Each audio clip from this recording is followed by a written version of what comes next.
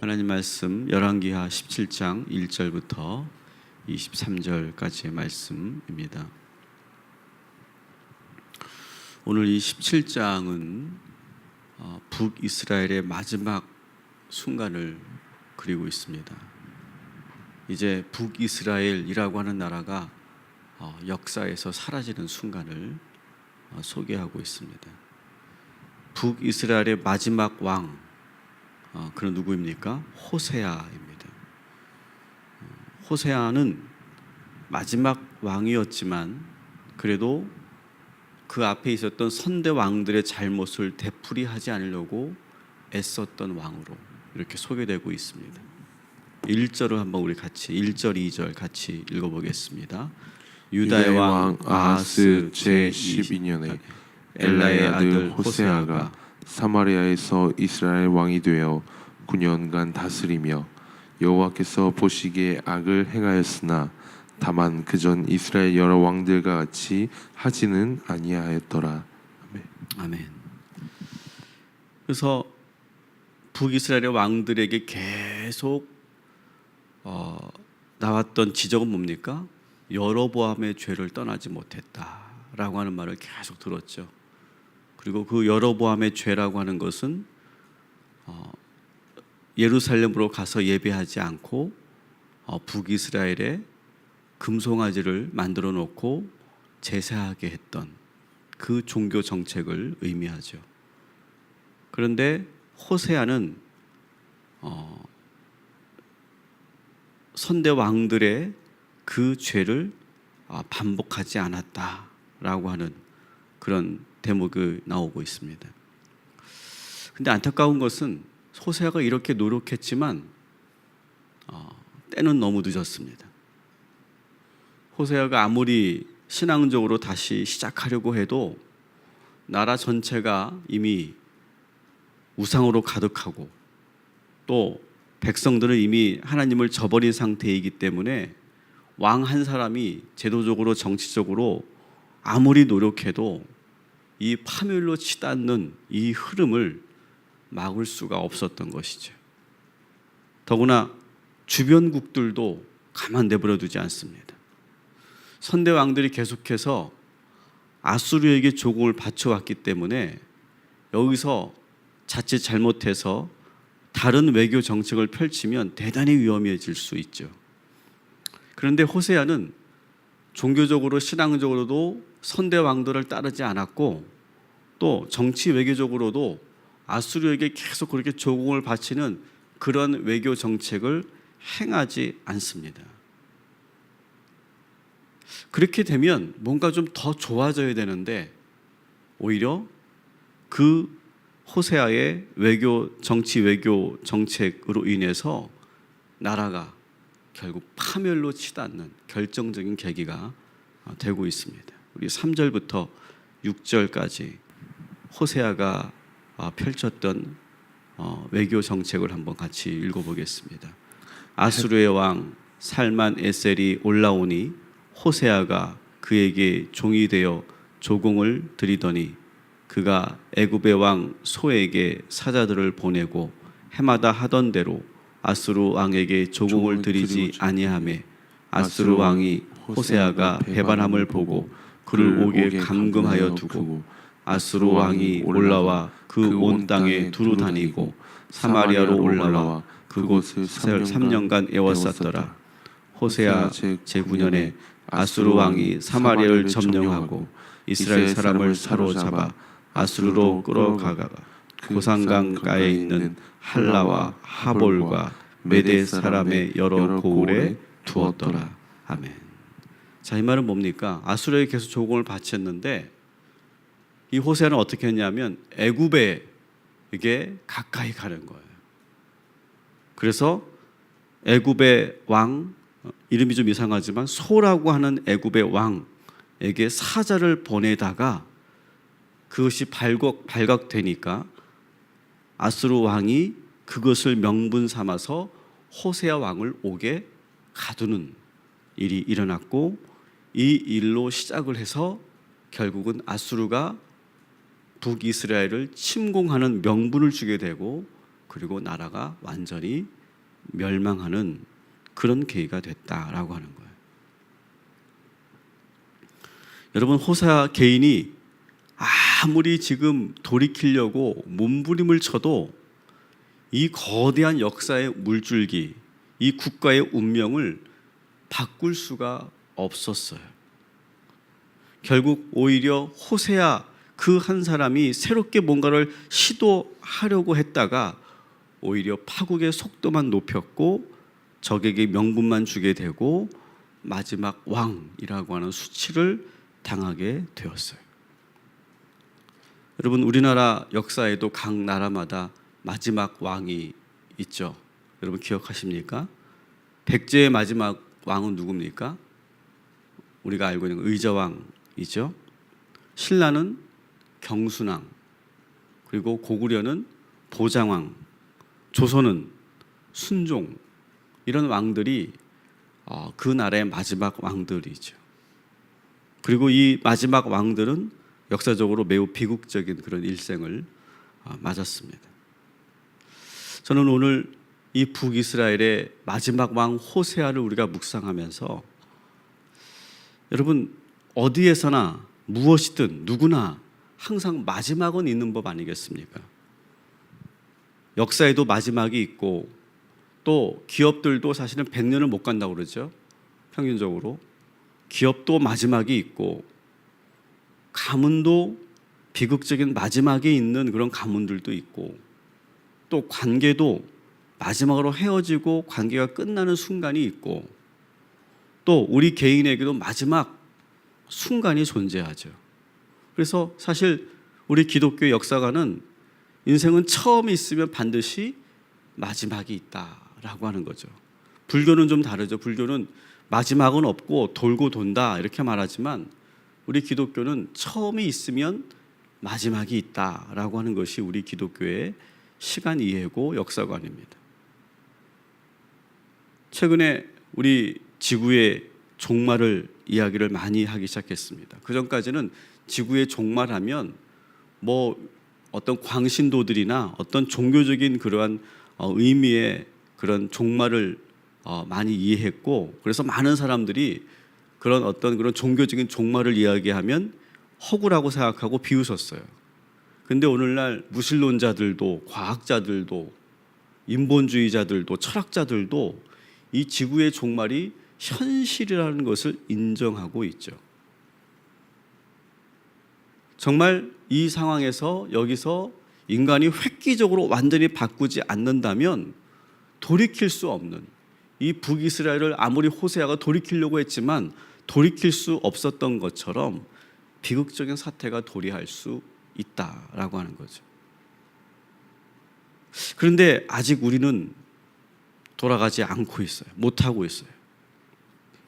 저는 저 스스로를 요즘에 실험하고 있는, 관찰하고 있는 것 중에 하나가 일단 나는 나로부터 이렇게 플라스틱을 없애봐야겠다. 플라스틱 제로 운동이라고 하는 것을 하고 있는데 많은 사람들이 나도 한번 이것을 해봐야 되겠다 했는데 아직 멀었어요. 제가 버린 플라스틱 양이 좀처럼 줄어들지 않아요. 편의점만 갔다 오면 저로 인해서 버려지는 비닐과 플라스틱이 너무나 많이 생겨요. 마트에서 장을 보는 순간 순식간에 그 모든 쓰레기들이 저로 인해서 만들어져요. 어제도 편의점을 이렇게 갔는데 제가 비닐이 준비가 안 되잖아요. 그러니까 20원을 주면 비닐을 주는데 그거를 결국 또 비닐을 또 사는 거죠. 계속 이렇게 반복하는 거죠. 지금 돌이켜야 한다고 돌아가야 한다고 우리는 생각은 하고 있지만 저의 삶은 아직 변하고 있지 않아요. 저는 오늘 이 호세아의 이야기, 우리 지구의 이 문제를 우리가 놓고 생각하면서 여러분 모든 일에는 골든타임이 존재하는데 지금 이 북이스라엘은 골든타임을 놓친 거예요.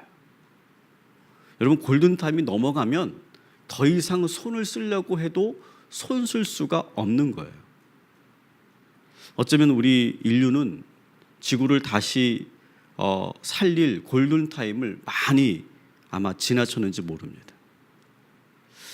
여러분, 우리 인생은 어떨까? 한번 생각해 봤으면 좋겠어요. 우리들은 지금 골든타임을 잘 관리하고 있는가? 여러분이 다니는 회사와 여러분이 운영하는 기업은 어떤가? 우리의 미래는 어떨까? 우리 자녀들은 어떨까?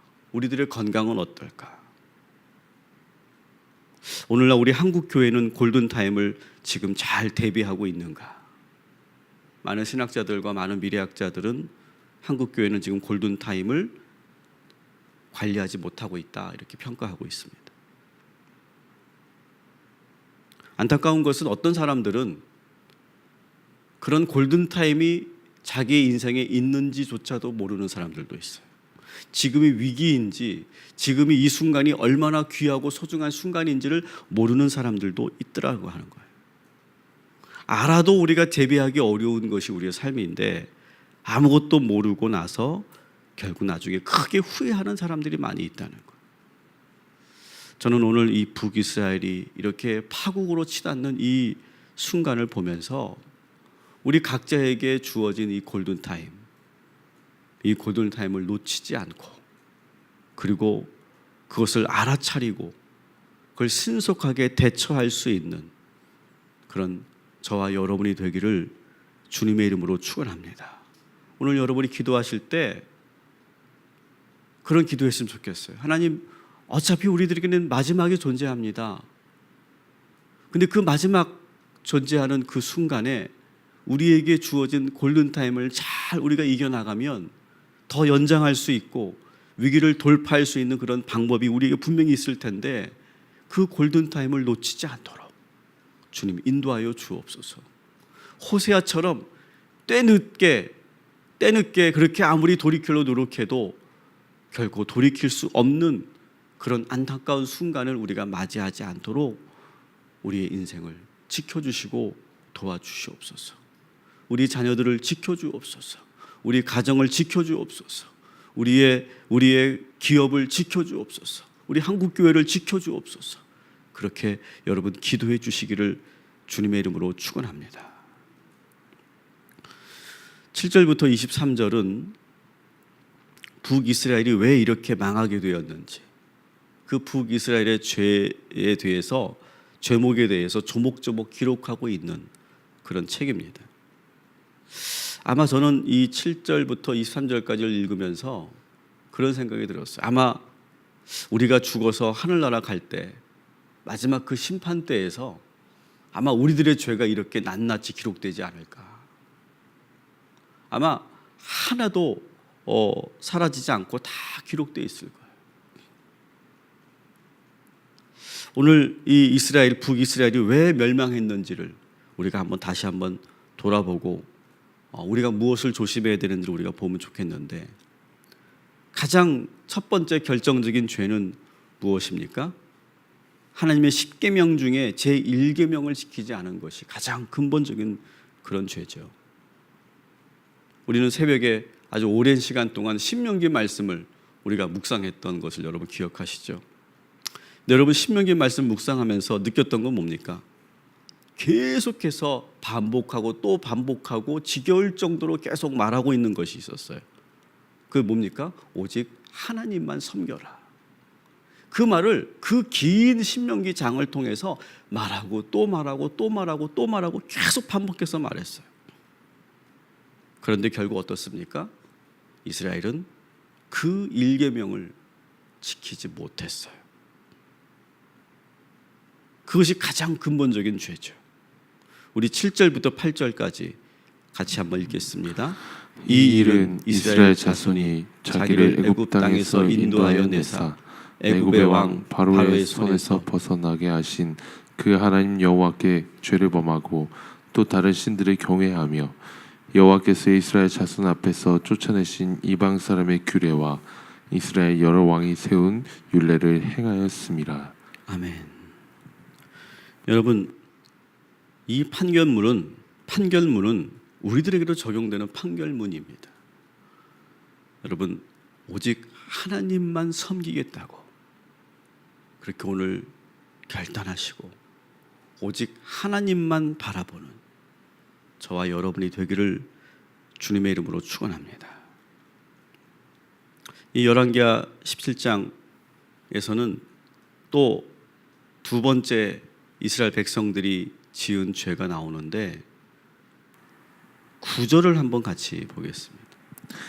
이스라엘 자손이 점차로 불의를 행하여 그 하나님 여호와를 배역하여 모든 성읍의 망대로부터 견고한 성에 이르도록 산당을 세우고. 네, 오늘 말씀에 보면 이런 표현이 있어요. 이스라엘 자손이 점차로라고 하는 표현이 있어요. 점차로. 이 말은 뭐냐면 점점 처음에는 아주 작게 소규모로 미미하게 시작된 우상 숭배가 점차로 점점 확산되고 확대되어 가는, 그래서 아예 국가 정책으로 바뀌지 않습니까? 백성들 모두가 아예 우상 하나씩은 집에 다 둘 정도로, 또 모든 그런 그 성에 신당들이 세워질 정도로, 우리 10절 11절 같이 읽어볼게요. 시작. 모든 산 위에와 모든 푸른 나무 아래 목산과 아세라산을 세우고 또 여호와께서 그들 앞에서 물리치신 이방 사람과 같이 그곳 모든 산당에서 분향하며 또 악을 행하여 여호와를 경노하게 하였으며. 아멘. 또 우상을 섬겼으니 이는 여호와께서 그들에게 행하지 말라고 말씀하신 일이라. 아멘. 보세요. 처음에는 아마 그냥 한두 사람이 와서 우상을 섬겼을 거예요. 아마 뭐 이렇게 해외 무역을 하는 사람들, 아니면 뭐 다른 나라를 여행 갔다 온 사람들이, 야, 밖에 나가 보니까 이러한 신들도 있고 이러한 종교 문화도 있는데 괜찮은 것 같아. 그러면서 아마 개인이 하다가 이것이 처음에는 그렇게 미미하고 소규모로 개인적으로 시작된 것인데 오늘 구절에 보니까 점차로 이렇게 돼 있죠. 이게 그 과거 개역 성경, 우리가 지금 보고 있는 이 개역 개정 말고 그 전에 성경에 보면 이거 점차로라고 하는 이 표현을 가만히 조용히, 이런 의미죠. 가만히 불의를 행했다, 이렇게 표현되어 있어요. 그러니까 처음에는 이스라엘이 이런 나라가 될 줄 몰랐어요. 처음에 그냥 한두 사람이 그렇게 시작했던 그런 우상 숭배가 이제는 오늘 10절 11절에 보니까 모든 성에 다 신당이 있고 모든 산 위에, 그리고 모든 나무 아래 여러 우상들이 세워져 있는 거예요. 그리고 아예 그것이 문화가 되고 그것이 정책이 되고, 그래서 아예 이스라엘이 어느 순간부터는 완전히 이방 나라가 돼버린 거예요. 하나님이 택하신 나라가 완전히 이방 나라가 돼버린 거죠. 여러분, 죄라고 하는 것이 바로 이렇게 시작돼요. 처음에는 아주 작게, 보이지 않게 그렇게 시작되지만 그것을 가만 방치해 두어버리면 그것이 마치 독버섯처럼, 곰팡이처럼, 바이러스처럼 그렇게 서서히 보이지 않게 점차로 퍼져나가고, 그래서 모든 성과 모든 산과 모든 나무 아래마다 우상이 세워지는 것처럼 모든 백성들이 아예 그냥 내가 이스라엘 사람이라고 하는 그런 정체성을 잃어버리고 혼과 영을 빼앗기고, 그리고 나는 마치 바벨론 사람처럼, 애굽 사람처럼 그렇게 살아버린다는 거예요. 여러분, 오늘날 우리 지금 사회가 그렇지 않습니까?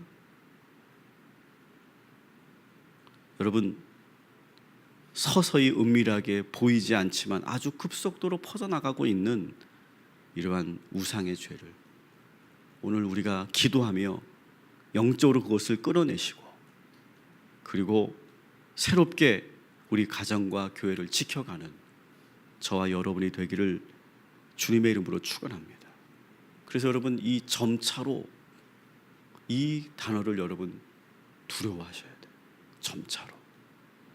가만히, 조용히, 은밀히 퍼져가는 이 죄를 우리가 지켜가고 끊어내는 저와 여러분이 되기를 주님의 이름으로 축원합니다. 세 번째는 하나님은 이스라엘이 이렇게까지 망가지도록 방치해 두지 않으셨죠. 많은 선지자들을 보냈어요. 북이스라엘에 유명한 아주 엘리야, 엘리사 같은 선지자들을 보내고 경고하시고 혼도 내시고 표적도 보여주시고 크고 작은 심판을 통해 징계도 하셨어요. 선지자들은 아주 목숨을 걸고 왕과 대적하면서 그러면서 하나님의 말씀을 전했고 많은 선지자들이 죽임을 당했어요.